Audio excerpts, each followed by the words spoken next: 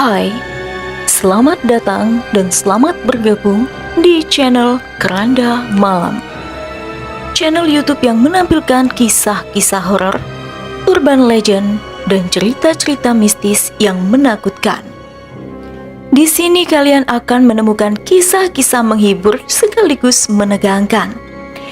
Setiap cerita yang kami sajikan dijamin akan membuat bulu kuduk kalian merinding. Dari cerita-cerita hantu menyeramkan hingga urban legend yang misterius. Di cerita kali ini, saya akan bawakan sebuah kisah tentang teror yang sangat mengerikan dari sosok hantu kepala wanita tanpa badan yang selalu meminta agar tubuhnya dikembalikan. Bagaimanakah kisah selengkapnya? Mari kita simak bersama. Begini ceritanya.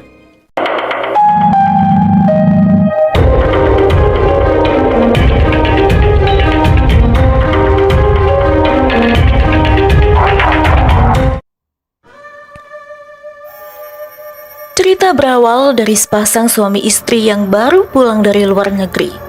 Mereka baru saja menikah dan kembali ke rumahnya setelah keduanya menjalani perjalanan bulan madu. Rara adalah putri tunggal yang mewarisi sebuah perkebunan teh yang sangat luas di daerah Jawa Tengah. Kebun itu milik ayahnya, William Sounder, yang merupakan seorang pengusaha asal Belanda yang sangat mencintai alam dan kultur di Indonesia. Rara mempunyai nama panggilan kesayangan yang diberikan ayahnya, yaitu Trinil. Sementara itu, Sutan, suami Rara, adalah seorang perawat di sebuah rumah sakit di daerah tempat tinggal mereka. Saat ini, Rara dan Sutan tinggal di sebuah rumah megah dan luas di tengah perkebunan, yaitu adalah rumah masa kecil Rara. Rara bekerja mengurusi dan mengelola perkebunan teh milik ayahnya. Namun entah apa yang terjadi di sekitar kebun teh tersebut. Para pekerja di sana merasa kalau tempat mereka bekerja itu seperti sudah dikutuk. Bahkan pengawas senior yang bekerja di sana bilang kalau ia sudah 20 tahun kerja di kebun tersebut, tapi baru kali ini ia merasakan banyak keanehan dan cuaca yang ekstrim seperti sekarang ini. Keanehan lain yang juga dirasakan oleh Sutan, suami Rara, saat mereka pulang ke rumah yang kini ditinggali dari bulan madu di luar negeri. Sutan bahkan bercerita ke Rara kalau ia sering melihat hal-hal aneh semenjak mereka kembali. Namun sayangnya, Rara sama sekali tidak percaya dengan apa yang diomongkan suaminya. Rara bahkan mengatakan bahwa di rumah mereka itu tidak ada setan dan juga tidak ada hal-hal aneh seperti yang Sutan katakan. Tapi beberapa saat kemudian mereka malah dikagetkan dengan lampu rumah yang tiba-tiba saja mati dan jendela yang mendadak terbuka dan tertutup dengan sendirinya. Keanehan demi keanehan pun tidak hanya sampai di situ saja.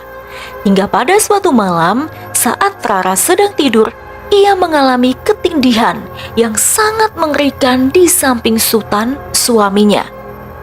Padahal selama bulan madu Rara selalu tidur dengan nyenyak.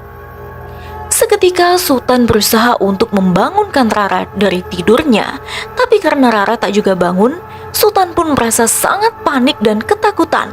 Sampai-sampai Sutan berteriak memanggil-manggil Pak Joko, sopir keluarga mereka, untuk meminta bantuan.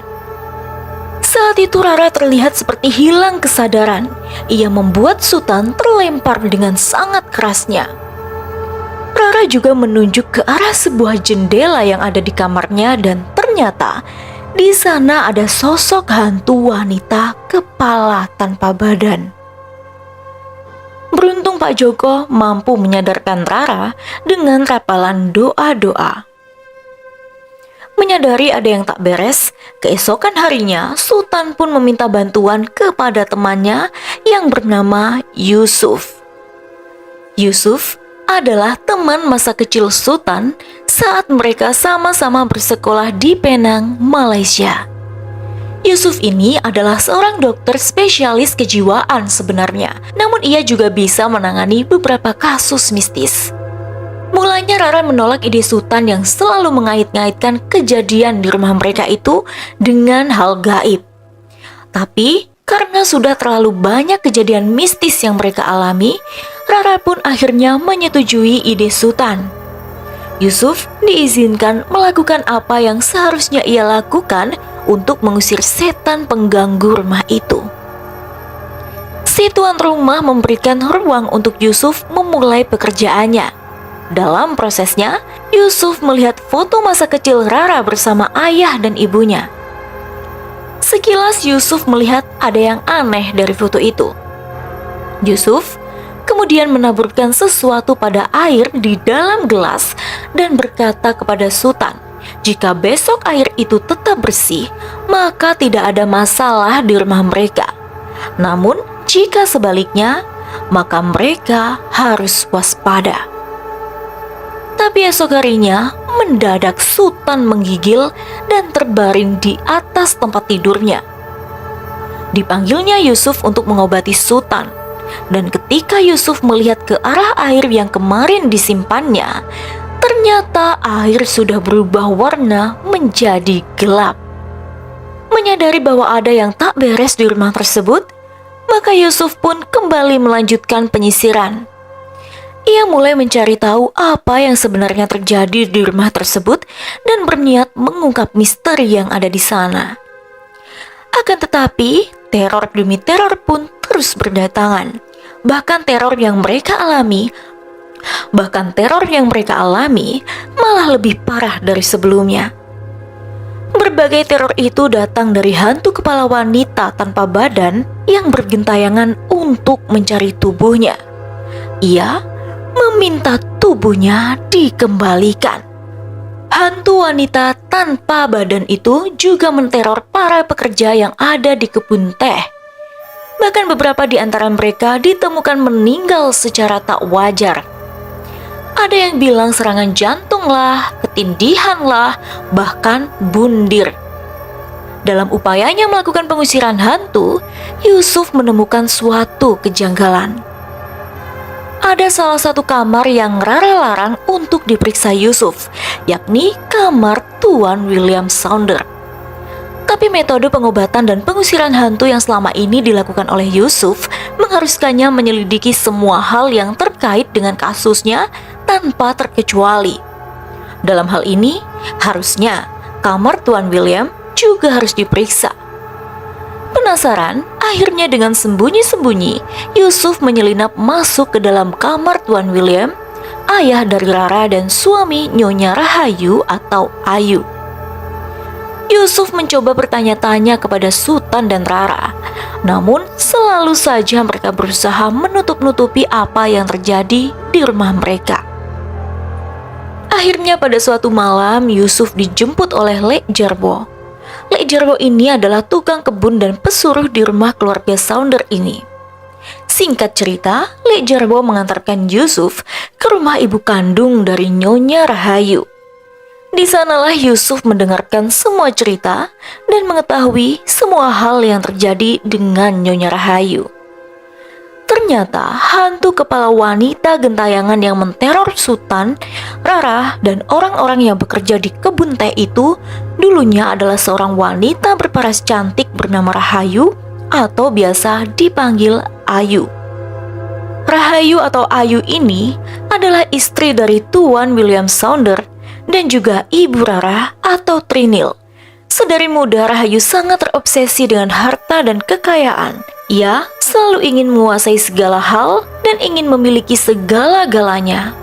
Oleh karena itu Rahayu pun menghalalkan segala cara untuk bisa mendapatkan apa yang ia inginkan. Sampai dia akhirnya bisa menikah dengan Tuan William Sounder, pemilik perkebunan teh. Namun awal masalah dimulai sejak Nyonya Rahayu mengandung Rara. Rahayu sudah berfirasat tidak enak saat ini. Hari berganti dan lahirlah Rara ke dunia. Sejak kecil Rara selalu dibenci ibunya. Namun sebaliknya sangat disayangi ayahnya, Tuan William. Saat beranjak dewasa, ayahnya mewariskan semua harta dan perkebunan atas nama Rara. Di situ ibunya makin membenci Rara. Sampai pada suatu waktu, Rahayu mengancam dan mengatakan pada suaminya akan membunuh Rara jika surat wasiat itu tidak diubah atas nama dirinya. Sejak saat itu, Tuan William jatuh sakit dan dirawat oleh Sultan di rumahnya. Dalam suatu kesempatan, Rahayu mengajak Sultan bersekongkol untuk membunuh Tuan William dan akan memberikan Sultan bagian dari warisan Tuan William. Dan tanpa mereka sadari, rencana mereka telah diketahui oleh Rara yang tak sengaja mendengar pembicaraan mereka. Di malam yang telah ditentukan di kamar Tuan William, Rahayu dan Sultan melakukan hal tak lazim di dekat Tuan William.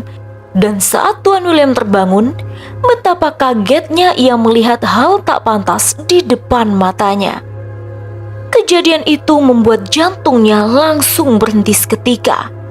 Dan tiba-tiba, Rara muncul mendobrak jendela dengan sajam dan langsung menebas kepala ibunya dengan penuh kebencian.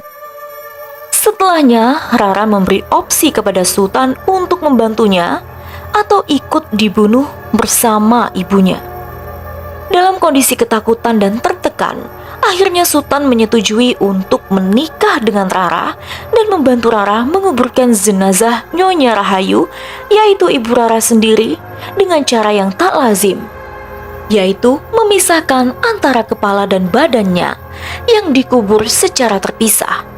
Itulah sebabnya hantu kepala Nyonya Rahayu atau Ayu meneror Rara dan Sultan beserta para pekerja yang ada di perkebunan teh Sounder milik ayah Rara.